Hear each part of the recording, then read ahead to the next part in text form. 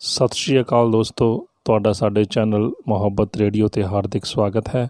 ਅਗਰ ਤੁਸੀਂ ਸਾਡੇ ਚੈਨਲ 'ਤੇ ਪਹਿਲੀ ਵਾਰ ਆਏ ਹੋ ਤਾਂ ਸਾਡਾ ਚੈਨਲ ਜ਼ਰੂਰ ਸਬਸਕ੍ਰਾਈਬ ਕਰ ਲਓ ਅਤੇ ਬੈਲ ਦਾ ਬਟਨ ਜ਼ਰੂਰ ਦਬਾ ਦਿਓ ਤਾਂ ਕਿ ਸਾਡੀ ਹਰ ਵੀਡੀਓ ਦੀ ਸੂਚਨਾ ਤੁਹਾਡੇ ਤੱਕ ਜ਼ਰੂਰ ਪਹੁੰਚੇ। ਦੋਸਤੋ, ਸਾਡੇ ਦੇਸ਼ ਵਿੱਚ ਐਕਸੀਡੈਂਟ ਹਰ ਰੋਜ਼ ਹੀ ਹੁੰਦੇ ਨੇ। ਇਹਨਾਂ ਦੀ ਵਜ੍ਹਾ ਬਣਦੇ ਨੇ ਵੱਡੇ ਵਾਹਨ, ਜ਼ਿਆਦਾਤਰ ਟਰੱਕ ਅਤੇ ਟਰਾਲੇ। ਦੋਸਤੋ, ਟਰੱਕ ਟਰਾਲੇ ਮਾਲ ਟਰਾਂਸਪੋਰਟ ਦਾ ਅਹਿਮ ਹਿੱਸਾ ਨੇ।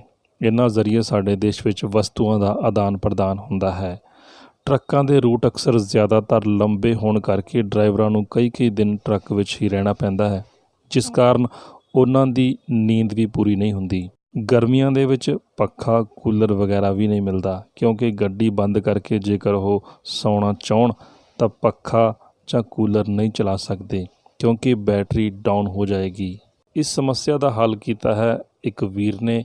ਉਹਨਾਂ ਨੇ ਆਪਣੀ ਗੱਡੀ ਉੱਤੇ ਸੋਲਰ ਸਿਸਟਮ ਫਿੱਟ ਕੀਤਾ ਹੈ। ਆਓ ਦੇਖਦੇ ਹਾਂ ਕਿ ਇਹ ਸੋਲਰ ਦੀ ਫਿਟਿੰਗ ਉਹਨਾਂ ਨੇ ਕਿਵੇਂ ਕੀਤੀ ਹੈ। ਸਤਿ ਸ਼੍ਰੀ ਅਕਾਲ ਵੀਰੋ, ਅੱਜ ਅਸੀਂ ਇੱਕ ਬਹੁਤ ਵਧੀਆ ਪਲਾਨ ਲੈ ਕੇ ਆਏ ਹਾਂ ਟਰੱਕ ਡਰਾਈਵਰ ਵੀਰਾਂ ਲਈ ਕਿ ਅਸੀਂ ਨਾ ਆਪਣੇ ਟਰੱਕ ਤੇ ਸੋਲਰ ਸਿਸਟਮ ਲਾਇਆ। ਕਈ ਵਾਰ ਕੀ ਹੁੰਦਾ ਕਿ ਜਿਵੇਂ ਗੱਡੀਆਂ ਦੇ ਅੱਜ ਕੱਲ੍ਹ ਗਰਮੀ ਬਹੁਤ ਜ਼ਿਆਦਾ ਆ, ਪੱਖੇ ਚੱਲਦੇ ਰਹਿੰਦੇ ਨੇ, ਸਵੇਰੇ ਗੱਡੀ ਨਹੀਂ ਸਟਾਰਟ ਹੁੰਦੀ। ਕਈ ਮੇਰੇ ਡਰਾਈਵਰ ਵੀਰ ਇਸ ਦੁੱਖੋਂ ਪੱਖਾ ਹੀ ਨਹੀਂ ਲਾਉਂਦੇ ਕਿ ਸਾਡੀ ਸਵੇਰੇ ਗੱਡੀ ਨਹੀਂ ਸਟਾਰਟ ਹੋਣੀ। ਔਰ ਉਹ ਵਿਚਾਰੇ ਪੂਰੀ ਰਾਤ ਗੱਡੀ ਚਲਾਈ ਹੁੰਦੀ ਆ, ਦਿਨੇ ਉਹਨੇ ਸੌਣਾ ਹੁੰਦਾ ਤੇ ਉਹ ਬੰਦਾ ਸੌਂ ਹੀ ਨਹੀਂ ਪਾਉਂਦਾ। ਠੀਕ ਆ, 70% ਜਿਹੜੇ ਚਾਂਸ ਹੁੰਦੇ ਨੇ ਇਹ ਚੀਜ਼ਾਂ 'ਚ ਹੁੰਦੇ ਨੇ ਕਿ ਬੰਦੇ ਦੀ ਸਾਡੇ ਇੰਡੀਆ ਦੇ ਵਿੱਚ ਨੀਂਦ ਨਹੀਂ ਪੂਰੀ ਹੁੰਦੀ। ਤੇ ਉਹਦੇ ਲਈ ਅਸੀਂ ਇੱਕ ਛੋਟਾ ਜਿਹਾ ਪ੍ਰੋਜੈਕਟ ਲਾਇਆ ਤੇ ਪ੍ਰੋਜੈਕਟ ਬੜਾ ਵਧੀਆ ਆ ਤੇ ਕਾਮਯਾਬ ਵੀ ਆ।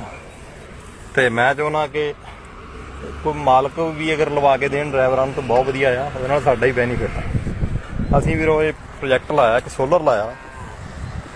ਠੀਕ ਆ, ਇਹ 100 ਵਾਟ ਦੀ ਪਲੇਟ ਆ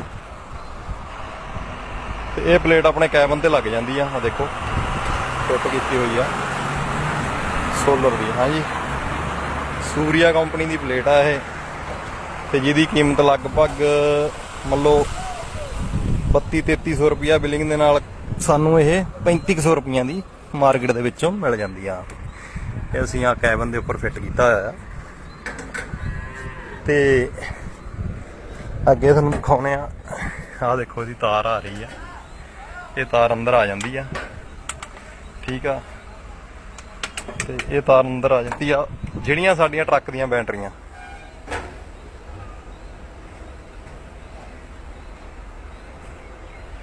ਉਹ ਬੈਟਰੀਆਂ ਉੱਦਾਂ ਦੀਆਂ ਉਹਦੀਆਂ ਸੇਫ ਹੀ ਰਹਿੰਦੀਆਂ ਨੇ।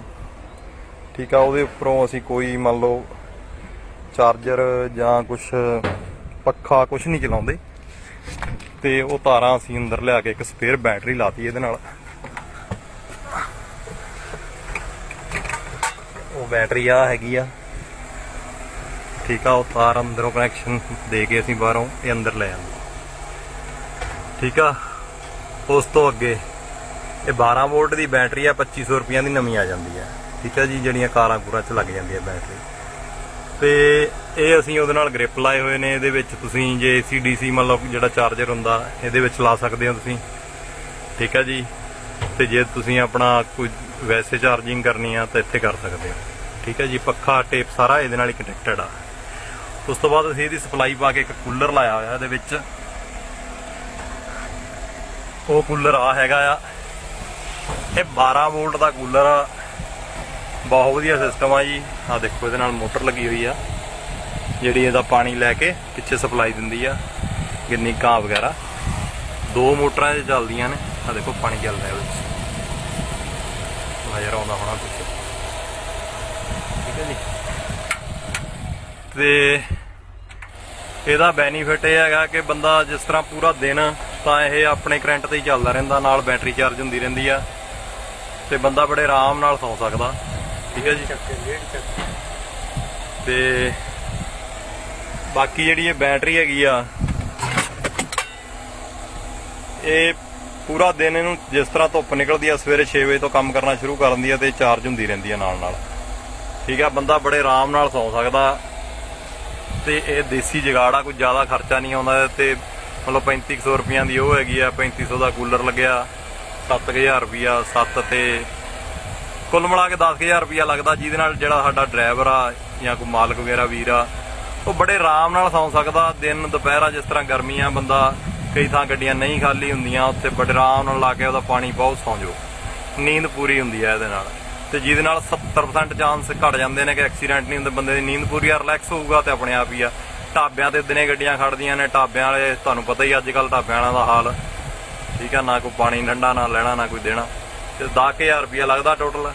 ਤੇ ਪੂਰੀ ਰਾਤ ਜਿਹੜੀ ਇਹ ਬੈਟਰੀ ਆ, ਇਹ ਵਾਲੀ ਬੈਟਰੀ ਇਹਨੂੰ ਪੂਰੀ ਰਾਤ 10-12 ਘੰਟੇ ਡਬਲ ਮੋਟਰ ਨੂੰ ਚਲਾ ਦਿੰਦੀ ਆ। 12-12 ਵੋਲਟ ਦੀ ਦੋ ਮੋਟਰਾਂ ਨੇ, ਇਹਨੂੰ ਦੋਨਾਂ ਨੂੰ ਚਲਾ ਦਿੰਦੀ ਆ। ਤੇ ਬਹੁਤ ਵਧੀਆ ਪ੍ਰੋਜੈਕਟ ਆ ਵੀਰੋ, ਟਰੱਕਾਂ 'ਚ ਲਾਓ ਆਪਣਾ ਤੇ ਨਜ਼ਾਰੇ ਲਓ।